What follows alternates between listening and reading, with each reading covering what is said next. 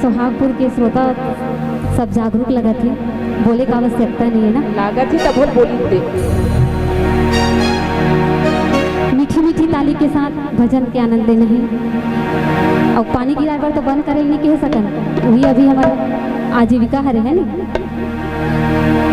बोलिए साचे दरबार की, कहना है का सिया राम गाले तहना संगवारी मोर, सिया राम गाले तहना ये दीदी मोर, राजा राम गाले तहना।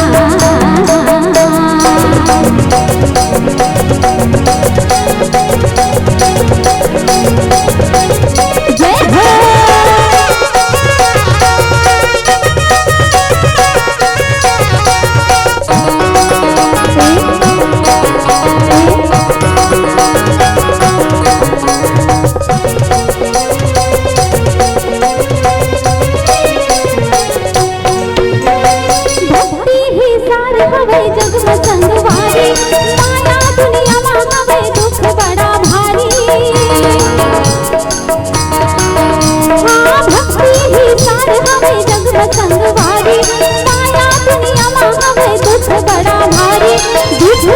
मीठा चाहे दूध